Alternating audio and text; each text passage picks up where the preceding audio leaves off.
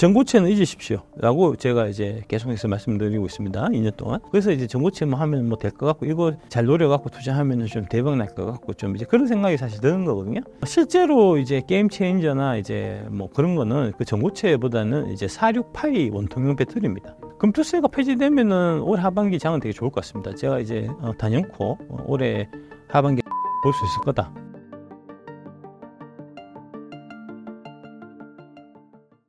예, 안녕하십니까. 후학다식의 대명사. 예, 2차전지부터 이제 뭐 금투세, 이제 뭐 각종 정치적인 문제까지 이제, 최근에는 이제 삼양식품으로 또 대박을 친 바가 있고, 이 경제, 그 다음에 정치, 다방면에 걸쳐서 이제 다양하게 활동하고 있는 박수영 작가입니다. 예. 신사임당 구독자 여러분 뵙게 돼서 대단히 반갑습니다. 예. 작가님이 추천해주신 2차전지주 8종목이 모두 이듬해에 엄청난 상승세를 기록했습니다. 어떻게 이런 기업들을 찾을 수 있으셨나요? 2022년 이제 1월 달에 제가 그 금양이라는 이제 2차전지 하는 이제 회사 IR을 맡게 되면서 이제, 그 2차전지 산업을 여러분들한테 좀 이제 많이 좀 널리 알리고 싶었고, 근데 이제, 보통 딱딱하게 이제 뭐 산업 얘기나 그 다음에 이런 얘기를 해갖고는 아무래도 이제, 사람들의 관심을 좀 끌기 어렵기 때문에 이제 사람들은 당연히 이제 돈 되는 거에 관심을 집중을 할 테니까 8대 종목 이거 한번 투자해봐라, 이거 괜찮을 것 같다. 이제 그러면은 이제 종목을 투자를 하면 내 돈이 이제 걸려 있으니까 이제 2차전지 산업에 대한 좀 뭐랄까 공부 같은 거, 좀 이해 같은 이런 부분들이 좀 이제 더 커지지 않겠나 하는 생각으로 이제 8대 종목을 제가 추천한 거고요. 그 8대 종목 추천한 거는 딴 거보다도 이제 금양에서 있으면서 이제 이 업계 관계자분들의 이제 얘기를 쭉 들어보고, 그러면 이제 업계 내에서는 이제 업계 내 그 상황이나 여기서 이제 이 산업에서 누가 이제 갑의 위치에 있는지, 누가 이제 진짜로 경쟁력이 있는지 이런 부분은 이제 업계 내 사람들도 잘 아니까요. 이제 그래서 그 8종목을 이제 추려갖고 여러분들한테 사실 말씀드린 거고요.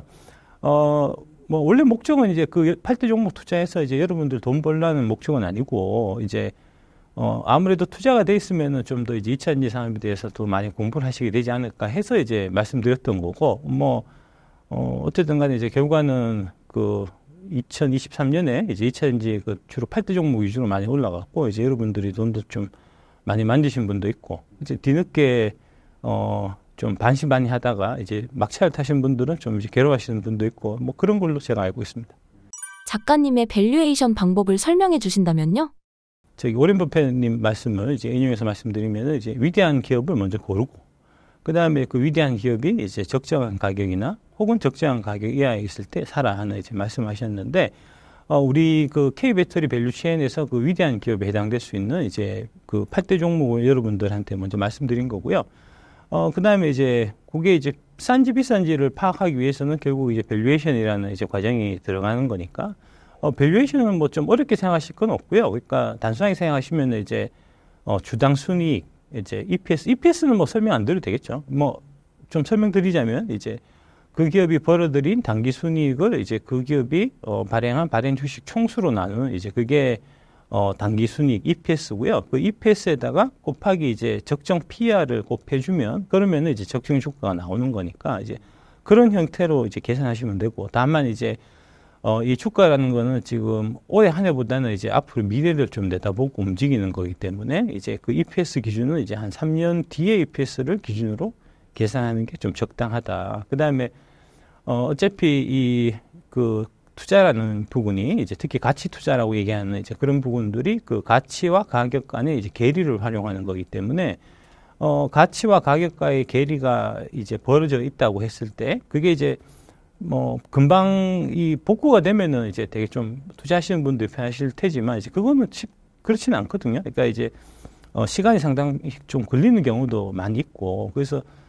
과거의 제 경험에 비춰보면은 대략 한 3년 정도는 걸리더라 해서 이제 3년을 제가 말씀드리는 거고요. 그러니까, 첫 번째로, 3년 뒤에 EPS를 추정을 하고, 그 다음에 그 3년 뒤에 그러면 이 회사가 몇 배 정도의 PR을 받을까 하는 부분들을 이제 좀 추정을 해서 이제 그 두 개를 곱하면은 이제 3년 뒤에 이 회사는 적정 주가는 이 정도 수익이 될 거다. 거기에 비해서 현지 주가를 비교를 해보면 그러면은 이제 대략적인 상승률이 나오는 거니까요. 이제 그런 관점으로 접근하는 겁니다.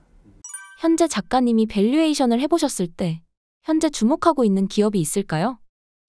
저 8대 종목 중에서 이제 에코프로, 에코프로 BM, 포스코홀딩스, LG화학이 지금은 제일 좀 저렴한 걸로 저는 저렴하게 이제 지금 거래가 되고 있고요. 그래서 이제 그 네 종목이 가장 좀 투자할 만하지 않나 싶고, 실제로 이제 저도 그 네 종목 비중이 지금 한 80% 제 포트에서 이제 넘어가는 이제 그런 상태입니다. 증권가는 왜 대표님과 달리 2차 전지 관련주에 관심이 없었던 걸까요? 게을러서 그렇죠. 게을러서 그렇고, 그 다음에 오만하기 때문에 그렇고, 그 다음에 이제 뭐랄까 좀 집단화 경향이 있는 것 같아요. 예, 여의도가. 그러니까 지금 여의도는 심각하게 좀 오염되어 있는 게 뭐냐 하면은, 이제 과거에 제가 이제 펀드 매니저나 뭐 애널리스트로 이제 활동했던 당시에는 이제 그 주식형 펀드가 그 롱온리 펀드라 그래서 이제 사는 거예요. 그냥 이제 사서 이제 니도 사고 나도 사고 내가 산 주식이 이제 많이 올라가면은 내 펀드가 수익률이 제일 좋고, 그럼 수익률이 좋은 펀드에 이제 돈이 몰리고 이제 그런 스타일의 펀드가 이제 대부분이었는데, 지금은 어떤 형태가 이제 주가 되고 있냐면은 이제 롱숏 펀드라 그래서 이제 하나는 사고 또 하나는 공매도를 치고 이렇게 이제 가거든요. 근데 이제 이게 문제가 뭐냐면은 얘들이 일종의 담합을 해요. 예, 여의도에 이제 단란주점이나 이제 룸살롱 같은 데 모여갖고 이제 우리 다 같이 이번에는 이런 주식들을 적극적으로 사고 이런 주식들은 공매도를 치자 해서 이제 담합해서 이제 결론이 나는데, 그 결론 난 거에 따라서 이제 애널리스트들이 그 결론 난 거를 좀 뭐랄까 합리화시켜주는 이런 형태의 이제 리포트를 내고, 그 다음에 이제 뭐 그 3프로 TV 같은 데 나오는 이제 전문가들이 이제 그런 왁구에 맞춰갖고 이제 그 기관들이 공매도 많이 친 거는 안 좋게 얘기하고 많이 갖고 있는 거는 좋게 얘기하고, 이런 식으로 이제 오랄로 이 투자자들을 좀 몰고 가는 이제 좀 그런 경향들이 있어서, 이제 그런 부분들 때문에 그런 이제 그 기관 투자자들의 이제 뭐랄까 그런 포지션들 때문에 좀 시장이 사실 좀 왜곡돼 있었던 거고요. 그래서 이제 왜곡돼 있다 보니까 이게 사실은 크게 올라갈 수 있는 이제 여력이 반대로 이제 생기는 이제 종목들이 많이 있었고, 그 대표적인 이제 종목이 뭐 에코프로나 에코프로 BM 같은 이제 그런 종목이죠. 그래서 그게 이제 23년도에 본격적으로 시장에서 발굴되기 시작하면서 이제 쭉 올라가다 보니까 이제 여의도의 많은 자산운용사들이 이제 문을 닫든지, 자산운용사들의 펀드 매니저들이 이제 다 옷을 벗든지 하는 이제 그런 좀 파멸적인 결과가 도래했고요. 그게 이제 뭐 숏스퀴즈나 뭐 이런 현상들이 이제 작년 23년 7월 달에 이제 대대적으로 벌어지면서 이제 뭐 에코프로는 150만 원도 가고 했던 게 이제 다 그런 현상에서 이제 나타났던 이제 일이라고 보시면 되겠습니다. 2차 전지 가격이 오랫동안 하락이 지속되고 있는데 어떻게 생각하시나요? 그 첫 번째로 이제 공매도 기관 애들이 이제 작년에 피해를 많이 봤던 거를 이제 좀 회복해가는 과정에 있는 거고요. 지금 이제 에코프로 뭐 에코프로 BM 같은 거 지금 이제 작년 11월 달에 이제 공매도를 금지했다라고 이제 정부에서 발표를 했지만, 이제 실제로는 금지된 게 아니고요. 여전히 이제 그 MM이나 LP의 공매도를 활용해서 이제 공매도는 이루어지고 있고, 여전히 한 그 공매도 잔량이 거의 1조 가까이 돼요. 그 두 종목이. 이제 그러다 보니까, 뭐 그런 종목들 관련해서 이제 여의도에서는, 애널리스트들은 이제 자기 양심을 팔고, 이제 매도 리포트를 이제 쓰고, 그 다음에 이제 각종 언론들에서도 이제 그런 그 2차 전지에 대해서 이제 되게 나쁜 형태의 이제 좀 가짜 뉴스들을 쏟아내고요. 그러니까 대표적인 게 이제 4월 초에 나왔던 이제 그 트럼프가 미시간 유세에서 내가 당선되면은 이제 그날로 IRA 보조금 다 폐지하겠다라고 했었던, 이제 그게 대표적인 이제 허위 가짜 뉴스거든요. 이제 그거는 저희 쪽에서 이제 그 KBS 그 시청자 이제 청원하는 데가 있어요. 그래서 청원을 해서 그 가짜 뉴스 그 보도했던 거는 우리가 잘못했다, 이제 사과하는 정정 이제 방송도 한 바가 있고요. 그 원문은 그 트럼프가 무슨 얘기했냐면은 이제 Electric Vehicle Mandate is gone 해서 이제 전기차 간격 규정은 나는 없애겠다는 뜻이었고, 거기에 뭐 IRA라든지 이제 보조금이 영어로 subsidy거든요. 그러니까 subsidy 같은 말은 한 바가 없어요. 그래서 그런 부분들 이제 그 4월 달에 이제 그 얘기가 되게 이제 뭐랄까 의도적으로 이제 모든 전 언론에서 사실 좀 이제 집중 포화가 쏟아지듯이 하면서 이제 좀 나왔고 4월, 5월 2달 동안에 많이 빠졌습니다. 주가들이 이제 좀 그런 영향들이 좀 있었던 것 같고요. 근데 이제 그게 최근에는 이제 그런 부분들이 좀 뭐랄까 사람들이 이제 서서히 그 우리가 속았던 거구나 하는 것도 좀 이제 깨닫게 된 것 같고. 무엇보다도 가장 좀 결정적인 거는 이제 지금 기아에서 EV3를 지금 이제 새로 출시를 했는데 이제 지금 초기 반응이 되게 좋다고 합니다. 예, 이제 한번 7월 달부터 이제 나오게 될 텐데 이제 현대기아가 원래 되게 지금 현재 한국 재벌들 중에서는 이제 광고비를 가장 많이 쓰는 이제 대기업으로 알려져 있어요. 그러다 보니까 이제 현대기아 입장에서도 이제 EV3를 많이 팔려고 하면 이제 이 2차 전지나 전기차나 이런 부분에 대해서 좀 뭐랄까 우호적인 기사들이 나가야 되니까 지금 이제 EV3가 본격 출시되고 나오면서 지금 언론 논조도 이제 2차 전지나 전기차 쪽에 되게 이제 우호적인 쪽으로 좀 바뀌고 있고요. 이제 그런 부분들이 다 같이 좀 작용해서 지난주부터는 좀 바닥치고 좀 올라오고 있는 좀 이제 그런 상황이다라는 말씀드릴 수 있을 것 같습니다. 예. 작가님만의 매수 시점 타이밍 팁이 있을까요? 가치 투자하고는 좀 관련 없는 얘기이기 때문에 이제 다른 방법을 좀 공부를 하셔야 될 것 같고요. 예. 그러니까 이제 제가 요새 최근에 말씀 많이 드리는 게 이제 그 계좌를 두 개로 나눠갖고 이제 투자 계좌를 하나 만들고 투기 계좌를 하나 만들어라. 예.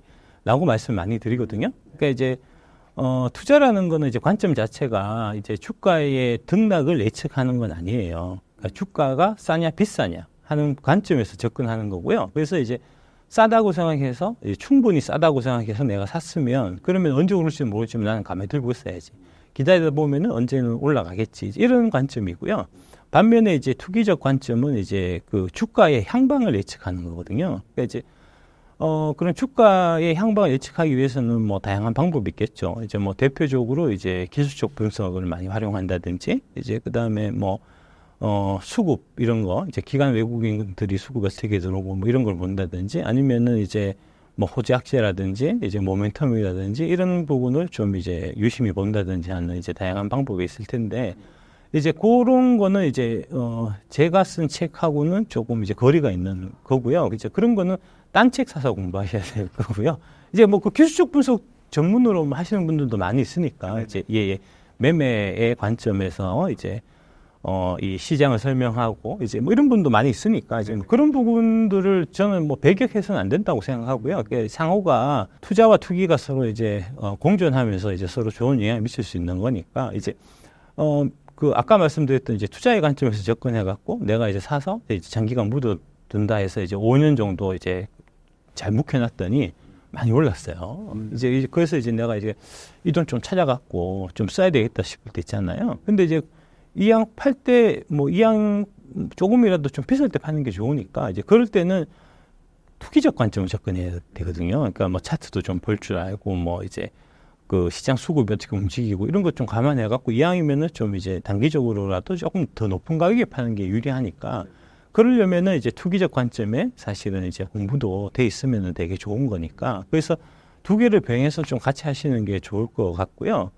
다만 이제 사람들마다 좀 각각의 개성이 있고 이제 잘하는 분야가 달라요. 이제 저는 이제 그 투기적 관점에서 접근은 제가 좀 잘 못 맞추는 편이기 때문에 이제 투자적 관점에서 주로 포커스를 맞춰서 많이 말씀을 드리고 책도 이제 그런 식으로 쓴 거고요. 투기적 관점으로 또 잘하시는 분들도 많이 있거든요. 이제 제가 그 매니저 할 때는 그 매사기라고 그랬는데 매사기가 있는 사람들이 있어요.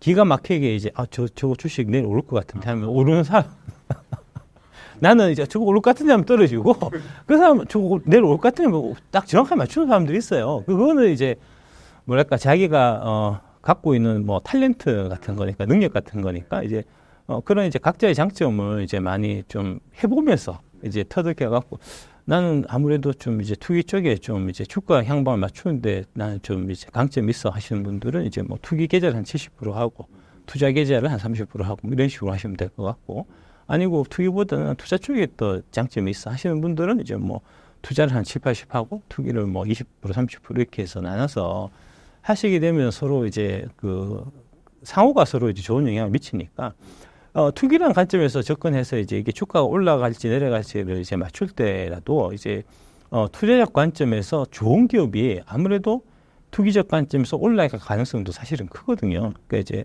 너무 상호를 너무 이제 배척하지 마시고 이제 투자적 관점에 주식의 접근은 이제 이 밸류에이션을 알면 10배 주식이 보인다를 이제 기본으로 해서 여기서 또 이제 계속 공부해서 뭐 대표적으로 뭐 투자하면은 이제 뭐 피터 린치나 오렌 버핏 같은 분들이 대표적이니까 이제 그런 분들의 책도 이제 열심히 사서 읽어보고 뭐 하실 필요가 있고 반대로 뭐 투기 관련해 갖고 뭐 이제 나는 단타로 10배를 벌었다 뭐 이런 그런 좋은 책도 많이 있으니까요. 뭐 제가 이제 저도 투기적 쪽 전혀 공부 안 한 건 아니고요. 저도 이제 뭐 차트 보고 이런 거 공부 많이 했었거든요. 좀 노란 책 있어요. 국일 증권 경제연구소인가 뭐 거기서 출판사에서 나온 이제 존 머피의 금융시장의 기술적 분석이라는 책이 있는데 그게 되게 두껍고 이제 자세하게 잘 돼 있거든요. 이제 뭐 그런 거 책 사서 이제 뭐 공부해 보셔도 되고 해서 이제 다양하게 하면서 이제 자기한테 맞는 방법을 찾아가시면 되는 거니까 예, 뭐 그렇습니다. 예. 동해 유전에 대해서 어떻게 생각하시나요? 나라에서 되게 경사스러운 일이죠. 그 부분 관련해 갖고 이제 우리나라 국민들이 이게 이제 이 자원 개발에 대한 좀 이해도가 사실 많이 좀 부족한 것 같아요. 그 대표적으로 지금 한국이 산유국이었던 사실 자체를 모르시는 분들이 너무나 많아요. 아마 1976년에 이제 영일만 앞바다에 이제 유전이 발견됐다 하는 이제 얘기를 박정희 대통령이 한 적이 있고요. 나중에 이제 조사해 보니까 없더라 이렇게 해서 이제 많이 좀 실망을 했는데 사실은 1976년부터 대한민국의 이제 유전 개발 이제 역사가 사실은 시작됐던 거고요. 실제로 처음 유전이 발견된 거는 이제 1998년에 이제 육광구에 동해 가스 원이라는 이제 유전이 이제 발견이 돼 갖고 이제 가스전이죠. 심해 이제 가스가 발굴되는 이제 그게 한번 발견이 된 적이 있었고 그래서 이제 실제로 그거는 생산해서 우리가 잘 썼고요. 예, 그다음에 이제 2016년도에 이제 동해 가스전 2가 또 발견이 돼 갖고 그것도 이제 2018년부터 상업 생산해서 이제 2021년까지 이제 우리가 우리나라에서 이제 잘 사용했고 그다음에 이제 지금은 없으니까 그래서 이제 산유국이었던 적이 있었던 거고요. 예. 근데 이제 그게 무슨 얘기냐 하면 이게 이제 이게 좀 석유 산업에 대한 좀 이해가 좀 이제 기초가 좀 필요하신데 석유라고 하는 게 이제 돌석자 기름 유자잖아요. 왜 석유라고 할까요? 왜 돌기름이라고 할까요? 예, 돌 안에 갇혀 있어서 그렇습니다. 예, 예. 그러니까 이제 구조가 이제 석유라는 게 보면은 대체적으로 보면은 이제 지금 지질학자들의 이제 공통된 주장은 옛날에 우리 배울 때는 이제 공룡이 썩어갖고 시체가 돼서 이렇게 배웠는데 그거는 지금 아니고 보통 어떻게 보냐면 이제 바다에 동물성 플랑크톤 이제 뭐 이런 쪽 애들이 이제 사체가 쌓여갖고 그래서 그게 이제 기름이 된 이제 그런 거거든요. 근데 그게 이제 일정 지역에 왕창 몰려있는 지역이 있어요. 그게 이제 지형상에 뭐 요번에 이제 발표했던 뭐 덮기암 얘기하고 뭐 하는 이제 그런 바위 안에 이게 이제 기름이 갇혀서 그게 이제 하나의 구조가 돼서 그 안에 이제 모이게 되면은 그게 유전이 되는 거거든요.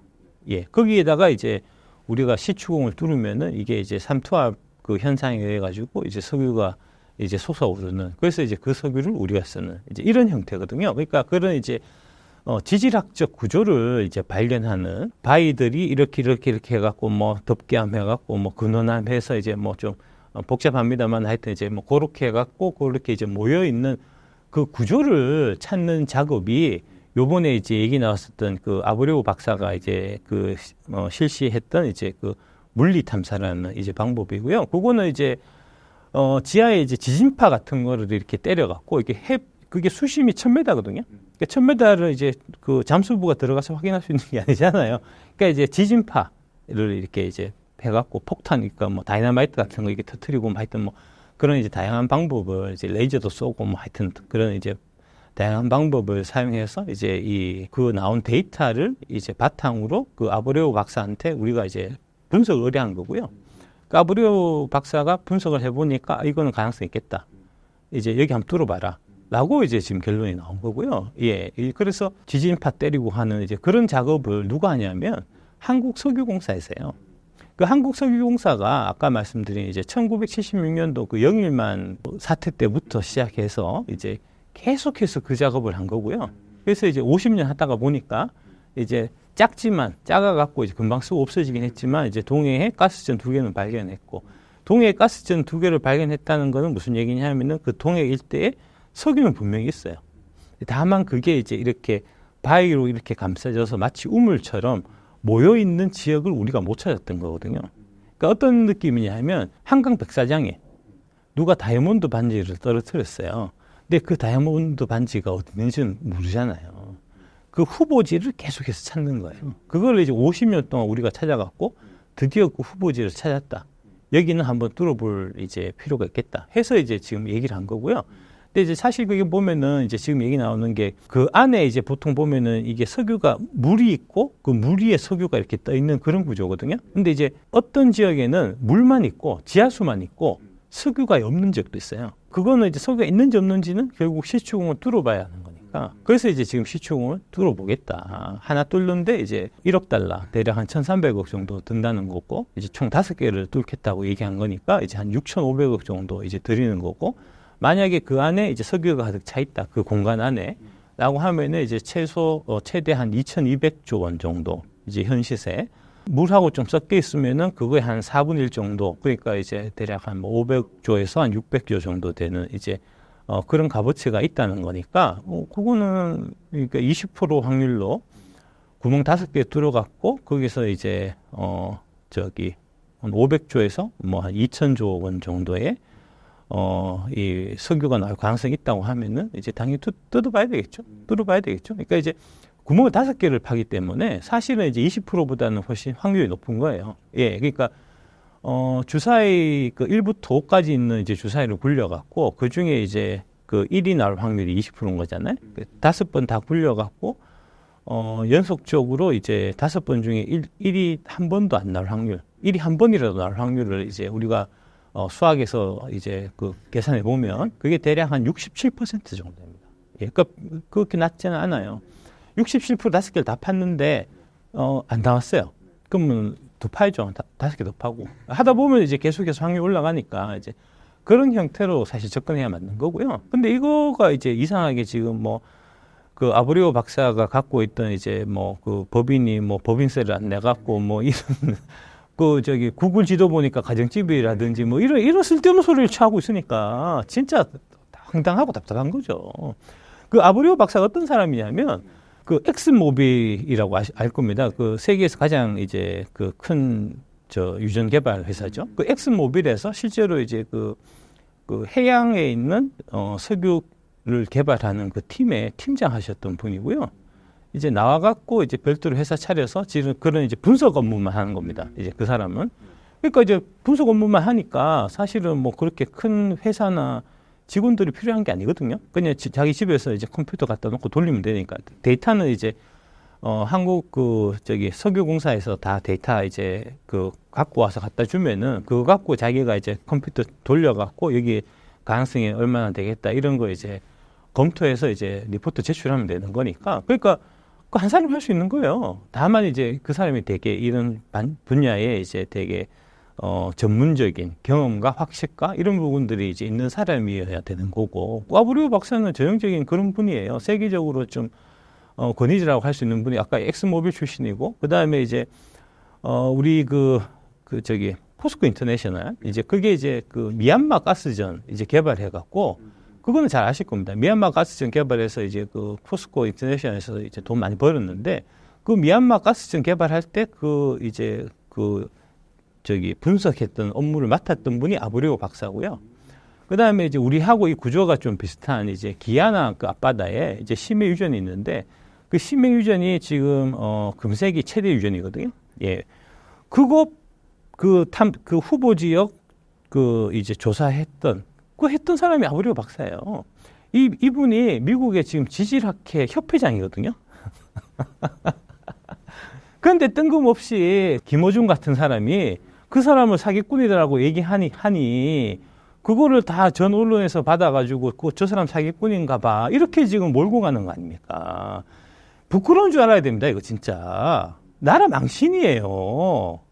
지금 언론에서 MBC 뭐 경향 뭐 이런 쪽에서 다 언론들에서 막 쓰고 기자들 아니 기자들 니들이 땅 한 번 파본 적 있냐고 유전 개발 한번 해본 적 있냐고. 이게 지금 문제가 결국은 이게 이제 그 이명박 때 이제 자원외교에서부터 지금 문제가 비롯된 거예요. 이명박 대통령 당시에 이제 해외 자원 개발을 해야 되겠다 해서 자원외교에서 대대적으로만 했었잖아요. 물론 그거 거의 다 실패한 거 많습니다. 이제 90% 정도는 이제 다 돈 날린 건데, 근데 그때 했던 자원 개발했던 그것 때문에 지금 포스코의 운불에 무르또 그 리튬 요모가 그거의 일환으로서 연장선에서 그게 개발이 된 거거든요. 실제로 그 MBC라든지 이제 김호중 같은 애들이 그 이제 이명박의 그 자원외교는 이제 엄청난 이제 부정부패고 돈을 빼돌리기 위한 거다 이런 식으로 맡아도 막 해갖고 지난 그 한 10년 동안 이런 이제 해외 자원 개발하는 이런 인력들이 대개 이제 우리나라에서 뭐랄까 이제 이 눈총을 받고 이제 직장을 떠나고 뭐 이런 식으로 돼갖고 실제로 그 자원 개발하는 역량이 많이 좀 지금 축소되어 있는 상태입니다. 22년 그 한 3월 달에 어떤 일이 있었냐면 지금 이제 그 포스코 그 인터내셔널에서 이제 그 지분 갖고 있는 이제 저쪽에 어디죠? 저기 암바토비 니켈 광산이라는 게 있어요. 그 암바토비 니켈 광산이 이제 마다가스카르에 있는데 이제 마다가스카르는 어디냐면은 그 아프리카의 이제 그 오른쪽 끝에 있는 이제 튀어나와 있는 큰 섬입니다. 그 마다가스카르의 이제 암바토비 니켈 광산이 세계에서 세 번째로 큰 니켈 광산이에요. 니켈도 지금 중요하잖아요. 2차 전지 관련해 갖고 주요 광물이잖아요. 그 지분을 포스코 인터내셔널이 갖고 있었는데 그거 문재인 정부 때 이거 팔아 넘기려고 그랬어요. 22년 3월에 그 지분을 넘기려고 그랬는데 그 지분을 넘기면 누가 사가냐? 일본 애들이 사가요.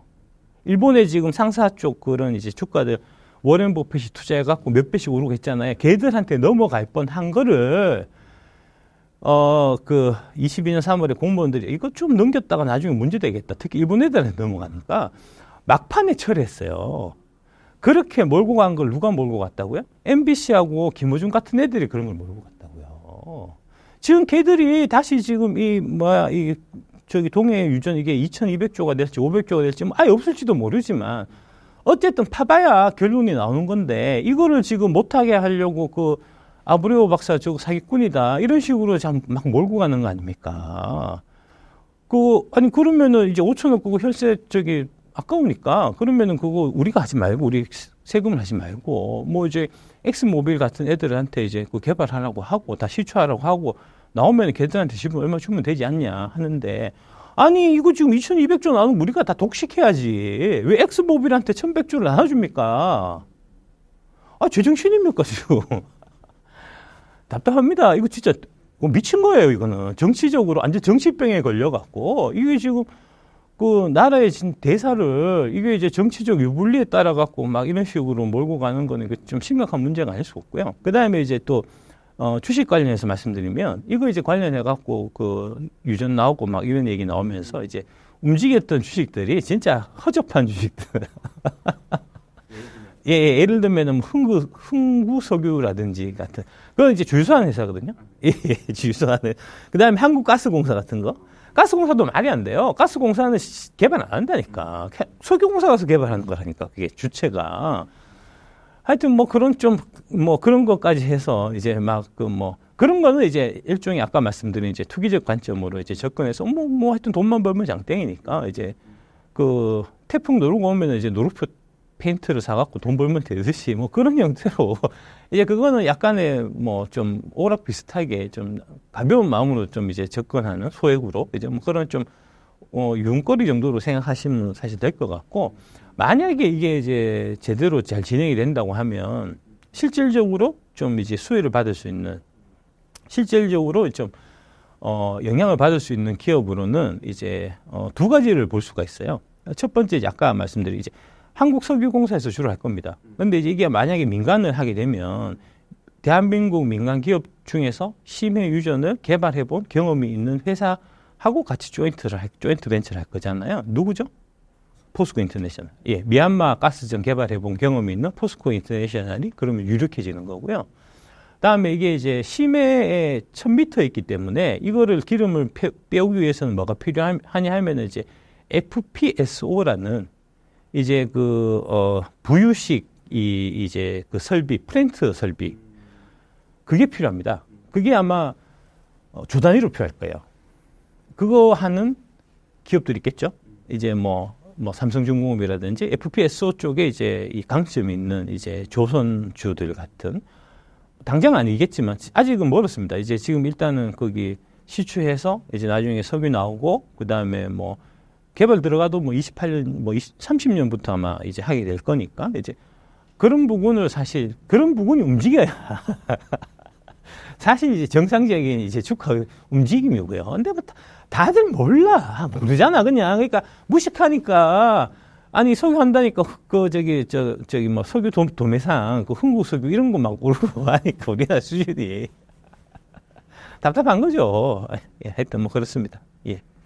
그러면 앞으로 동해 유전에 어떤 뉴스를 주목하면 좋을까요? 일단은 그 가능성 여부는 이제 시추공해갖고 아마 내년쯤 나올 거예요. 그러니까 내년에 그게 나오게 되면 이제 만약에 된다고 하면 그 다음에 자연스럽게 이제 뭐 포스코 인터내셔널하고 같이 뭐 조인해갖고 같이 하자는 얘기가 나온다든지 아니면 이제 아까 말씀드렸던 이제 그 FPSO 당장 필요하니까 FPSO가 필요하니까 FPSO 그 이제 생산에 이제 부가 있는 이제 그런 조선주들 같은 경우는 움직이겠죠, 당연히. 그러니까 이제 그런 부분도 미리 이제 생각하고 있다가 이제 그거 맞춰서 이제 좀 시의적절하게 움직이시면 되겠죠. 금투세에 대해 어떻게 생각하시나요? 금투세는 천하의 악법이기 때문에 폐지돼야죠. 자명한 거고요. 폐지되지 않겠습니까? 예. 폐지가 되든지 유예가 되든지 될 것 같습니다. 예. 금투세에 대해서 잘못됐다고 생각하는 부분이 있을까요? 세 가지 부분을 좀 이제 말씀드릴 수 있는데, 이제 첫 번째는 이제 개인들은 세금이 늘어나는 반면에 초고액 재산가들만이 이제 들어갈 수 있는 사모펀드의 세금은 절반으로 인하된다는. 이거는 정말 극악무도한 거예요. 아니, 일반 그 서민 중산층에 없던 세금이 지금 생기는 건데, 그 판국에 지금 대한민국에서 가장 이제 큰 부자라고 할 수 있는 사모펀드 관련 세금을 반으로 깎아준다는 거는 이건 있을 수 없는 거죠. 이게 이제 지금 한 620조 정도 되거든요. 사모펀드가. 이제 그거 5% 정도 이제 계산해 보면은 그러면 1년에 한 30조 원 정도 이제 이익이 생기는 거고, 그게 절반 정도 지금 세금 내고 있었으니까 매년 15조 정도 걷던 거를 이제 뭐 대략 한 20% 하면은 7조 뭐 이렇게만 걷는다는 거니까, 그러면은 세금 8조 주는 거예요. 아니, 그 고액재산가들 세금 8조를 줄여주고, 대신에 이제 서민 중산층한테는 없던 세금 1조 3천억 더 걷는다는 거니까 이건 말이 안 되는 거죠. 이득을 보는 자가 결국은 범인일 수밖에 없는 거니까 이 금투세는 결국 이제 사모펀드에서 이제 로비해 갖고 이제 민주당 쪽 특히 친문 쪽 의원들 이제 많이 움직여 갖고 이제 했던 거고요. 그건 뻔한 건데 자꾸 그거를 슈커 같은 애들이 막 여야 합의해 갖고 뭐 했다 뭐 이런 소리 하는데, 아니 그거는 명백하게 그 친문 쪽에서 이제 그 금투협 애들 만나 갖고 밥 먹고 난 다음에 그 다음에 그거 밀어붙인 그 역사가 엄연히 다 있고 기사도 있고 그 다음에 국회 속기록까지 다 있는데, 그거를 마치 여야 합의해 갖고 통과된 것처럼 이제 국민의힘 쪽에 은근슬쩍 이렇게 뭐랄까 책임을 떠넘기고 하는 거는 그 슈카 걔는 진짜 너무 좀 정치적이에요. 정파적이고. 그렇게 얘기해서는 안 되는 겁니다. 그러니까 그렇고. 그 다음에 이제 두 번째는 이게 구조가 원천징수를 하기 때문에. 원천징수를 할 이유가 없어요, 처음부터. 해외 주식 하시는 거. 이제 250만 원 넘어가면 지금도 양도소득세 내는데, 지금 양도소득 어떻게 됩니까? 신고해서 내잖아요. 자진신고해갖고 5월 달에 양도소득 신고해서 다 내는 그런 구조로 돼 있잖아요.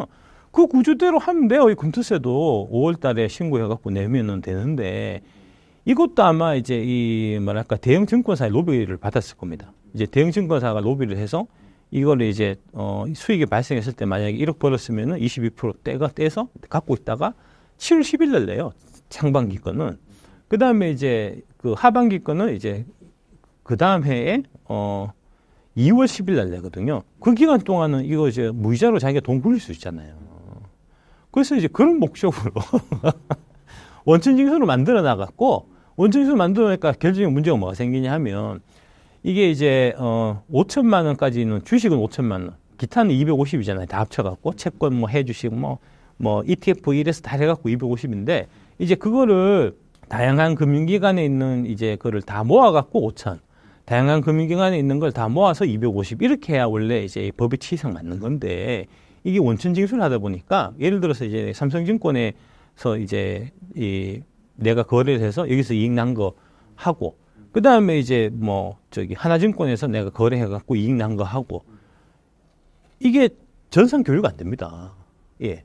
이게 개인 간에 이게 뭐랄까, 금융 이제, 비밀 같은 거기 때문에 이 금융사끼리는 이게 데이터가 왔다 갔다 할 수가 없거든요. 그러니까 어떻게 되냐. 내가 원천징수를 이제 신청할 금융기관 하나를 내가 선정을 하고, 거기에서 5천이든 250만 원이든 받고, 나머지 금융기관 건 하도 못 받는 말입니다. 원천징수를 하니까 이런 문제가 생겨요. 원천징수 안 하고 이제 지금 이제 뭐 해외주식 같이 내가 이제 신고하는 거면, 그러면 이제 뭐 하나증권에서 뭐 저기 1,000만 원, 그 다음에 삼성증권에서 2천만 원 다 합쳐갖고 3천 이렇게 해갖고 내가 신고해갖고 이제 다 탈 수 있는데, 그 5천만 원 한도를 내가 다 받을 수가 있는데, 지금은 구조가 그렇게 돼 있기 때문에 하나만 신고를 해야 되고, 그게 이제 증권사마다 하나가 아니고 전 금융사를 통틀어서 하는 말입니다. 그러니까 증권사를 통해서 우리가 주로 주식을 거래하지만, 실제로 이제 은행을 통해서 펀드를 들 수도 있고요. 이제 보험사를 통해서 변형연금 펀드 같은 것도 할 수 있거든요. 그런 건 못 받아요. 왜 이렇게 만들었냐? 아니, 그 대형 증권사들이 자기들 아까 말씀드린 돈 굴릴 거고, 그 다음에 두 번째는 대형 증권사가 그렇게 하면, 이게 이제 내가 예를 들어서 이제 미래에셋 증권을 하나 거래를 하고, 그 다음에 이베스트 증권을 거래한다. 그럼 이베스트 증권 팔고 있는 거 다 빼갖고 미래에셋 증권 하나를 몰겠죠. 그래야지 내가 다 받으니까 대형 증권사 쪽으로 돈이 몰린단 말입니다. 그래서 대형 증권사 애들이 로비해서 그렇게 만들지 않았냐 하는 의심을 피할 길이 없는 거예요.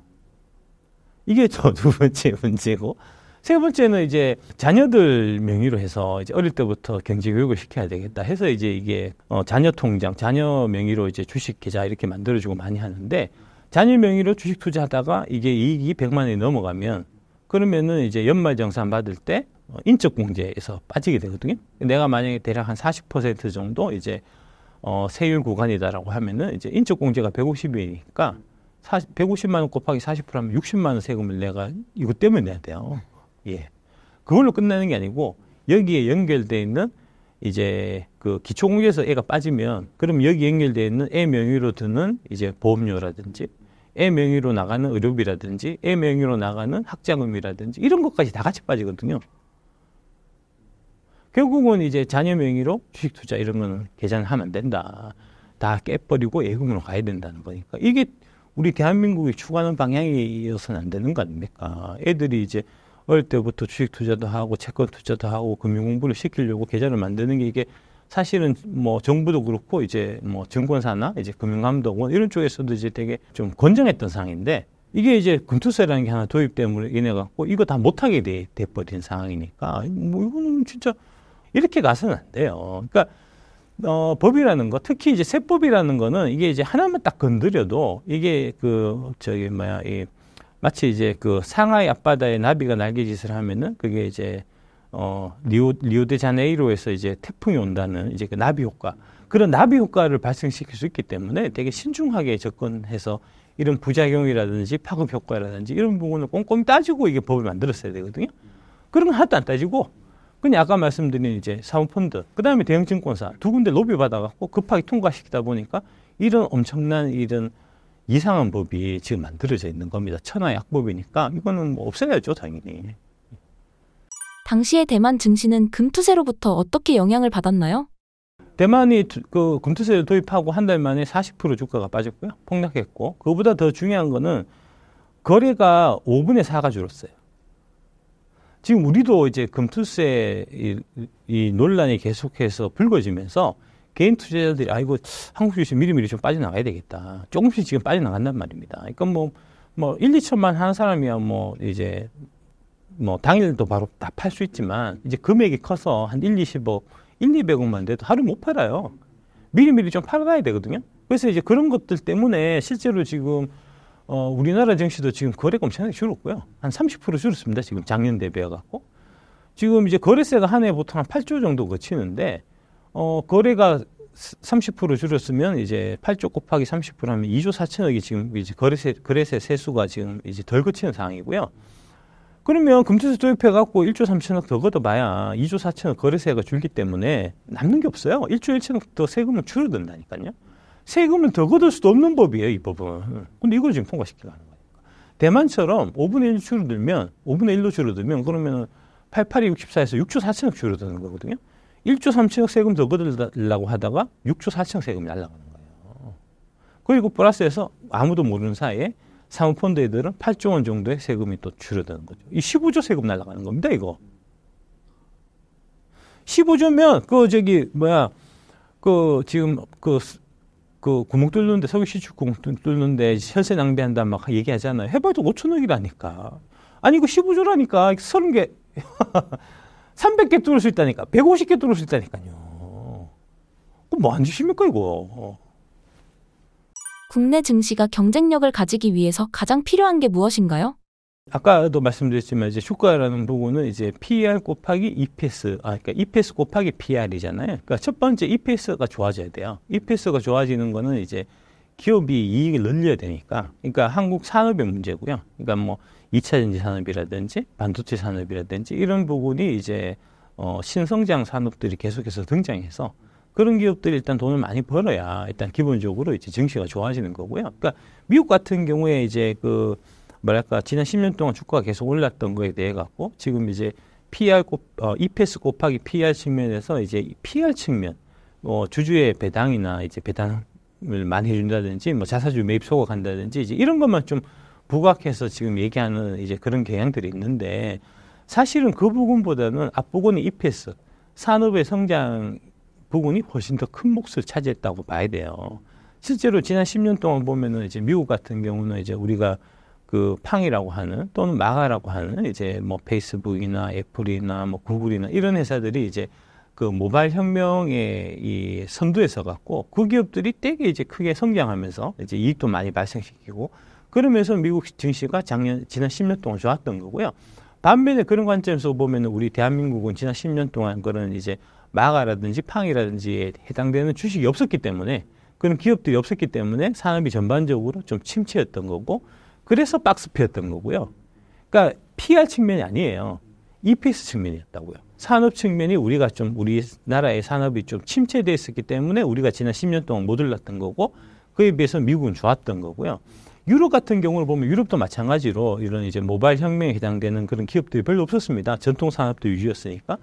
유럽이 미국보다 주주 환원율은 훨씬 더 높아요. 하지만 지난 10년 동안 유럽은 주식 증시가 재미가 없었거든요. 그러니까 주주 환원율이 메인이 아니고 사실은 이제 산업의 성장이 메인이었다는 이제 이런 얘기고요.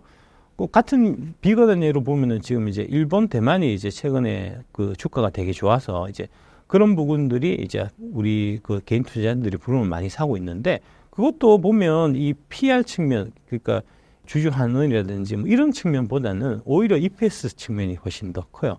대만 같은 경우는 TSMC를 이제 위주로 해서 그런 이제 이 파운드리 사업 이런 부분들이 이제 삼성하고 계속해서 격차를 벌려가면서 잘 되니까 그게 이제 제일 메인으로 주가가 많이 올라가는 요소고요.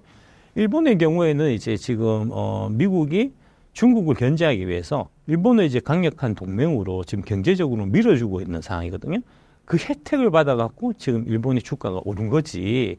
지금 얘기하듯이 이제 일본의 밸류 프로그램 이런 부분들이 차지한 부분은 사실 적습니다. 이제 그렇게 보셔야 맞고요. 그 다음에 이제 이 부분은 산업 어쨌든 간에 산업 쪽에서 열심히 해야 되고 이제 산업 정책이나 이런 쪽 해야 되고 우리 여의도의 금융 쪽에서는 이제 PR 측면에서도 뭔가 좀 이제 개선되는 이제 그러니까 더 많은 사람들이 주식 투자를 더 선호하고 해야 이게 PR이 높아지는 거니까 그러려고 하면 일단 첫 번째로 주식 투자하시는 분들을 우대해야 돼요. 그러면 있는 세금을 깎아줘야 되는데 지금 오히려 없는 세금을 금투세라는 이제 해갖고 하려고 하니 지금 안 그래도 열받아 있는데, 그죠? 첫 번째, 주식 때려치우고, 두 번째, 할 거면 미국 가서 할란다. 이런 거잖아요. 그리고 최근에 보면 이제 주식 시장이 좀 비리비리하고 이렇게 거래가 말라붙은 대신에 지금 부동산 가격이 오른단 말입니다. 예. 금투세 때리니까. 금투세 때리고 지금 종부세는 없애고 금투세는 새로 매기는데, 그러면 당연히 주식시장에서 돈 빠지 부동산으로 가는 거잖아요. 실제로 그런 현상들이 지금 일어나고 있는 거니까, 이거는 그런 부분도 생각을 해봐야 될 거고요. 그 다음에, 1월 달부터 이제 코리아 밸류 프로그램 해갖고 이제 그 여의도 금융기관들 쪽에서 이제 많이 좀 우시우시 했는데, 그건 다 쓸데가 없는 거고요. 애초부터 지들 갖고 있는 이제 저PBR 주식 뭐 이런 거 얘기하고 있었잖아요. 그거 다 거기 그 한국 거버넌스 포럼에 그 가입돼 있는 그 회원사들, 걔들이 다 자산운용사들인데, 걔들이 다 많이 갖고 있는 주식들이에요.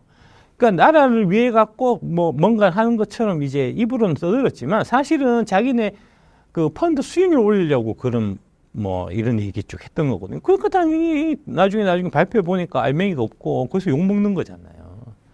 그러니까 뭐 그런 부분. 그 다음에 이제 그 미국이나 일본 같은 이런 쪽에서는 이제 그 뭐랄까 이제 노령 인구들, 이제 고령의 이제 자산가들이 지금 월세 대신에 이제 주식 배당금을 통해 갖고 이제 노후를 해결하는 이제 그런 사항들이 되게 많습니다.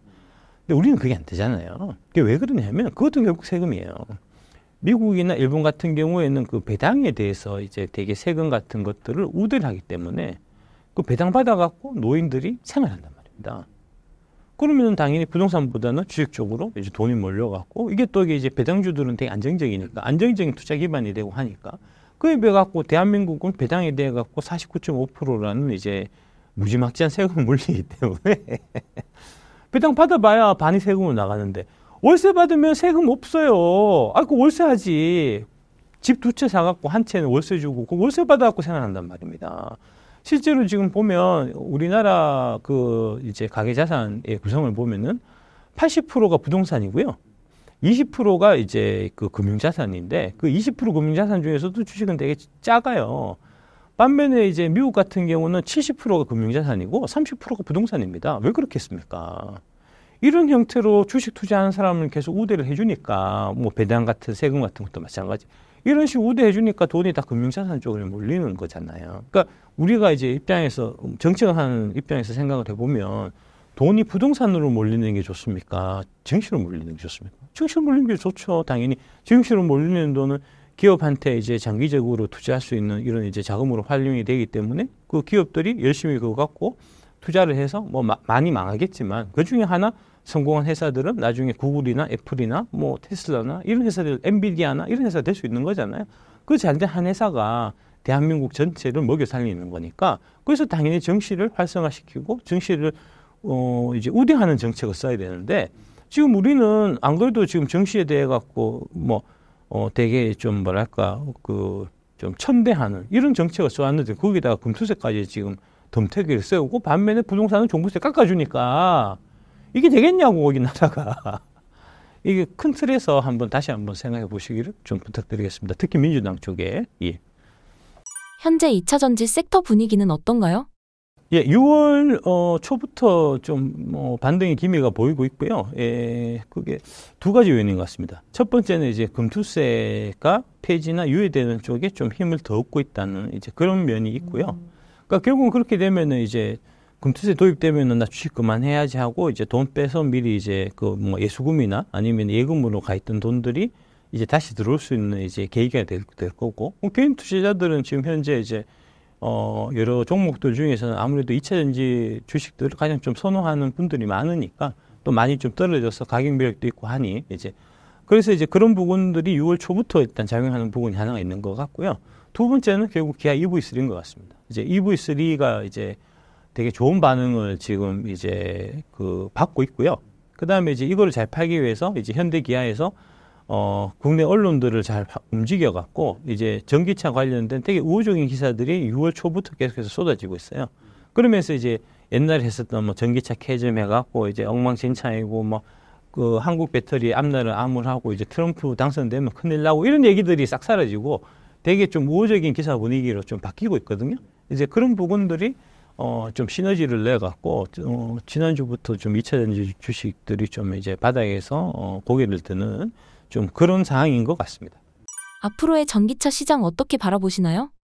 뭐, 전망은 저는 계속해서 좋게 봤고요. 그러니까 이제 캐진 같은 거 다 쓰잘데기 없는 얘기라고 저는 항상 생각했고, 왜냐하면은 이제 어차피 가야 되는 길이니까, 2035년이나 2040년 되면은 이제 내연기관차는 지구상에서 사라지고 다 이제 전기차로 바뀌는, 이제 그거는 변함이 없는 거니까. 다만 이제 그 가는 과정에, 중간에 잠깐 슬로워지는 기간이 있고, 좀 이제 빨라지는 기간이 있고, 좀 이런 건데, 작년 이제 하반기부터 올해 한 상반기까지 한 1년 정도 기간이 좀 이제 슬로우했던 이제 기간이고, 그게 아까 말씀하신 이제 캐즘이라는 거고, 결국은, 뭐랄까, 좀 매력적인 전기차가 그 기간 동안 좀 없었던 것 같아요. 가장 큰 부분이 이제 소비자들이 좀 가격 저항, 가격 부담을 좀 느끼고 있었고요. 그래서 이제 그 얘기 작년부터 이 캐즘 현상을 돌파하기 위해서는 좀 이제 저렴한 가성비가 강조되는 전기차가 나와야 되지 않나 하는 얘기들이 있었고, 올해 이제 기아 EV3가 그 모범을 보여준 거죠. 이제 지금 뭐 500km 가는데 이제 뭐 3,000대 중반, 4,000대, 3천만 원대 중반, 4천만 원대 중반 뭐 이렇게 해갖고 보조금 받으면 이제 그렇게 해서 살 수 있다는 거니까 되게 이제 소비자들이 좀 관심을 많이 갖고 있는 것 같고요. 그 다음에 이 뭐 자동차 유튜브 같은 이제 이런 쪽에서 시승 같은 거 이제 많이 올라오거든요. 이제 그런 거 보더라도 야 이거 차 잘 만들었는데, 차는 작은데 안에는 뭐 그 이제 럭셔리 이제 전기차 못지 않다 뭐 이런 좀 이제 반응도 많이 받고 있고 해서 괜찮을 것 같습니다. 이제 EV3를 필두로 해갖고 이제 하반기에 그 GM 쪽에서도 이제 이코녹스라고 그 EV3하고 비슷한 형태예요. 그러니까 이제 가성비로 한 4천만 원대 중반에 해갖고 이제 그 차량이 나오고, 그 다음에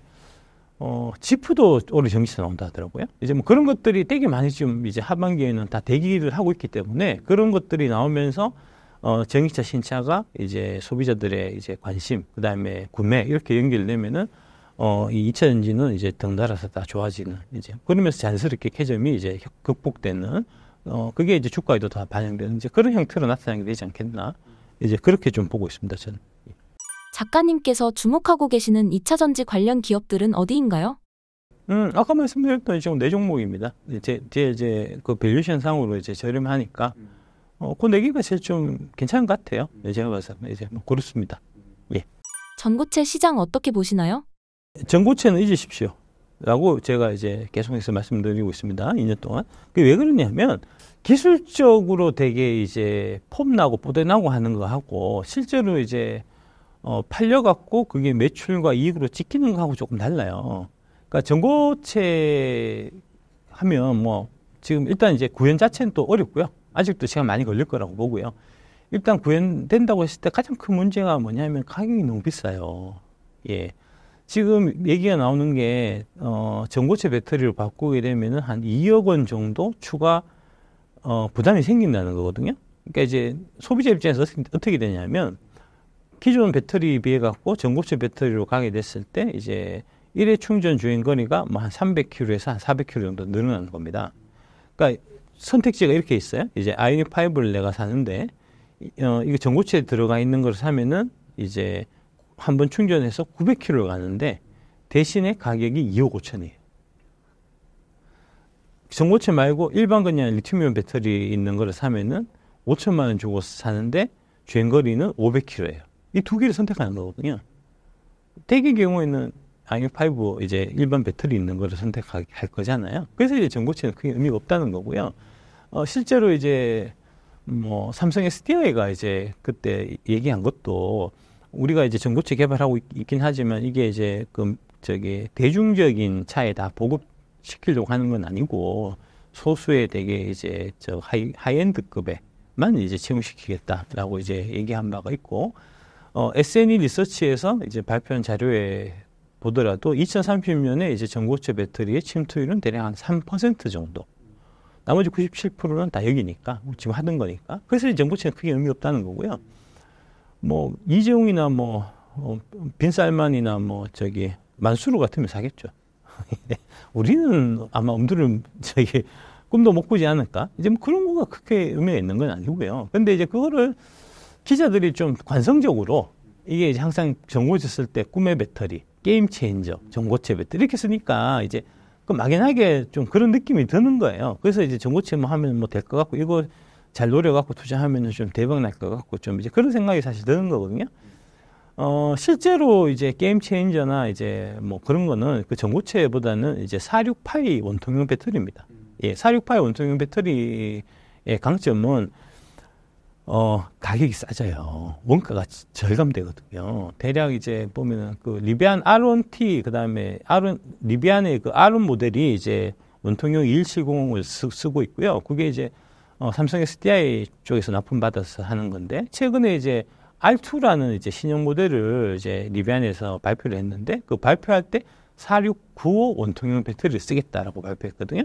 그러면서 이제 차량 가격을 기존 이제 R1에 비해 갖고 2천만 원 정도 저렴하게 우리가 내놓을 수 있다, 이렇게 얘기했단 말입니다. 그러니까 2천만 원까지는 아니더라도 이제 기존의 2170 원통형 배터리 쓰는 것보다 4695로 쓰게 돼서 이제 뭐 자동차 값이 한 1,000만 원 정도 떨어진다. 그럼 다 글로 갈 거 아닙니까? 근데 그 4695를 만들 수 있는 이제 기술 이제 갖고 있는 회사가 지금 이제 대한민국의 LG엔솔, 삼성 SDI, 금양 이렇게 세 개밖에 없는 거고요. 중국은 엄두도 못 내고요. 일본의 파나소닉도 지금 거의 물 건너가는 분위기거든요. 그러니까 이제 이런 부분들이 사실은 이제 더 게임 체인저고 사실은 더 중요한 거죠. 그런 관점으로 보시는 게 맞을 겁니다. 저가 전기차 시장에서 한국 배터리 경쟁력은 어느 정도 되나요?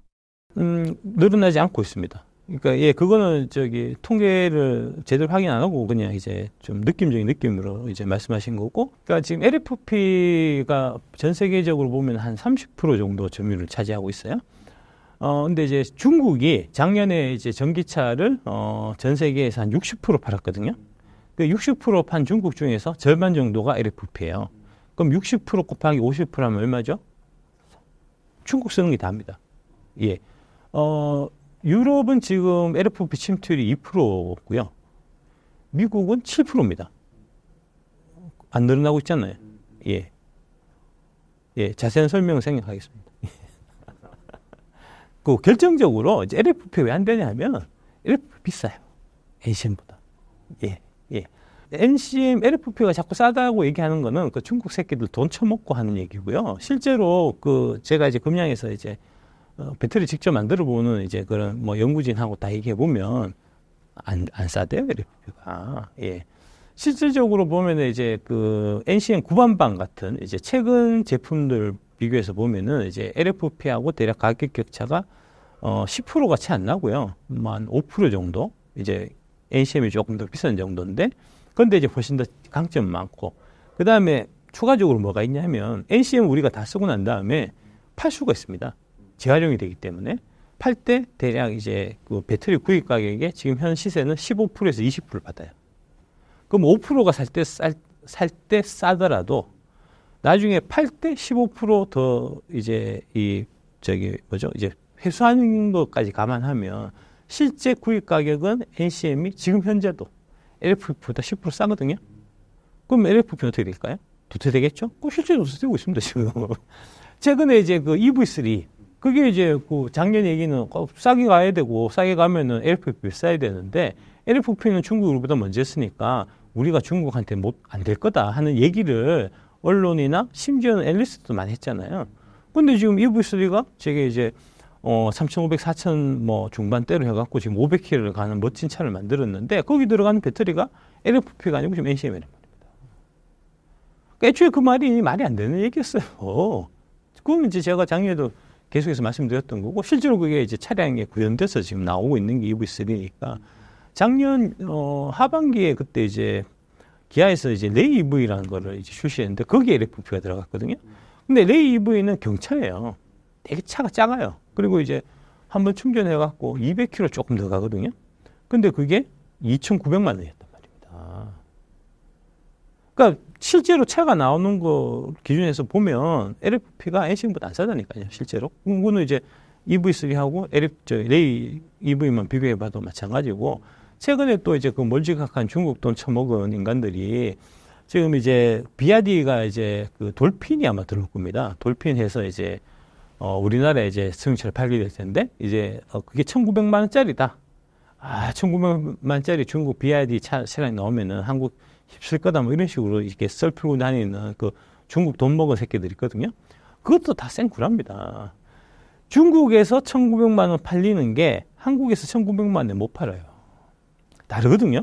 실제로 이제 이 뭐랄까 중국은 그냥 대충 만들어서 이제 막 타고 다녀도 뭐 중국 정부에서 별로 터치 안 하지만 우리나라에 들어오면은 이제 다양한 환경 규제라든지 뭐 각종 이제 규제 같은 거 다 따라야 되고 세금 체계도 다르고 그 다음에 중국에서는 이제 그런 전기차 만들면은 이제 차 만드는 회사한테 직접 이제 보조금을 정부에서 주기 때문에 그러니까 그 보조금만큼 차량의 가격을 떨어뜨려 갖고 1,900만 원 이렇게 싸게 팔 수 있지만 한국에서는 그 가격에 못 팝니다. 근데 지금 중국에서 1,900만 원 파니까 이게 한국에서 1,900만 원 팔 거고 팔면은 심각한 위협이 될 거다라고 이제 거짓말을 하고 다닌단 말입니다. 실제로 비아디 차가 한국에 전혀 안 들어온 게 아니고 비아디가 만든 트럭 T4K라는 트럭이 있어요. 그게 이제 작년부터 들어와서 지금 팔리고 있는데 작년 한 해 동안 300대 팔았고요. 올해 1, 4분기에 그게 14대인가 41대인가 팔았어요. 아니 비아디 트럭 저기 갖고 와서도 지금 한국에서 전혀 못 팔고 뭐 이제 전혀 이게 존재감이 없는데 승용차가 팔리겠냐고. 그런 얘기 하는 사람들 이게 이제 다 이렇게 잘 잡아갖고 뒤를 좀 조사를 해봐야 됩니다. 해서 좀 이제 중국하고의 뭐 커넥션이나 이런 거 때문에 그런 얘기를 한다면 포승수에 잘 묶어갖고 이제 남중국의 이제 단체로 좀 빠뜨리는 이제 그런 좀 결단이 필요하지 않나 싶습니다. 예. 앞으로 2차 전지 섹터에서 주목해야 할 뉴스가 있다면 무엇일까요? 아무래도 신차가 얼마나 잘 팔리느냐. 이제 EV3가 지금 되게 인기를 많이 받고 있지만 이제 실제로 팔리는 또 데이터는 또 다를 수가 있는 거니까요. 이제 그런 부분. 결국은 이제 우리나라에서 가장 중요한 거는 이제 K 배터리에서 가장 중요한 거는 이제 미국 시장이라고 할 수 있고요. 미국 시장에서 이제 한국에 지금 기아가 EV3를 나오면서 이제 전기차가 다시 탄력을 받고 있는 거하고 마찬가지로 미국에서는 이제 GM의 신차들, 캐딜락 리릭이라든지 아까 말씀드렸던 이제 이코녹스라든지 쉐보레 이코녹스라든지 그다음에 이제 그 블레이저 EV가 있어요. 이제 뭐 그런 부분들이 지금 이제 미국에서 좀 나가고 있는 것 같은데 이제 그런 거의 판매 데이터 이런 거를 좀 이제 유심히 보실 필요가 있을 것 같고요. 1차적으로. 그다음에 이제 그런 부분들이 배터리를 만드는 원재료, 이제 리튬, 니켈, 이제 이런 쪽 가격이 어떻게 이제 작용을 하는지, 리튬, 니켈 가격이 본격적으로 올라가면은 이제 그게 그 양극재 쪽에서는 되게 큰 탄력으로 이제 상승 탄력으로 작용할 테니까 이제 그 두 부분을 좀 중점적으로 보실 필요가 있지 않겠나 싶습니다. 작가님이 추천하시는 투자 방법이 있으실까요?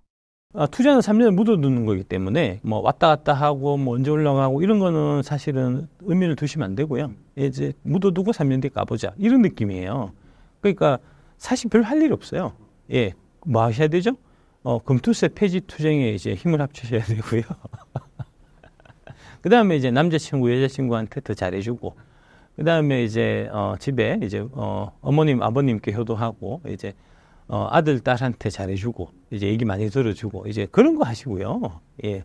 그러고도 시간이 남으시면은 이제 밸류에이션 알면 10배 주식이 보인다. 이런 책 사서 이제 한번 좀 공부해 보시고, 이제 이런 관점으로 사실 접근하시는 게 맞고요. 그 다음에 아까 말씀드렸듯이 이제 그 석유 같은 것도 이제 이게, 실제로 어떤 게 영향을 미쳐갖고 어떤 쪽이 이제 그 수혜를 받고 하는 것까지 내가 알고 있으려고 하면, 석유 산업에 대한 좀 이해나 이런 게 필요하잖아요. 제가 그냥 아까 얘기했던 게 그냥 했던 얘기 아니고요. 옛날에 이제 제가 2000년대 이제 중반 정도에 이제 앞으로 이게 자원개발 산업, 이제 자원 쪽이 되게 좀 뭐랄까 이 주식시장의 주요 테마가 되겠다 싶어갖고 그때 이제 이 석유 개발이나 이런 책을 제가 많이 봤어요. 그래서 제가 하는 얘기예요. 아니까.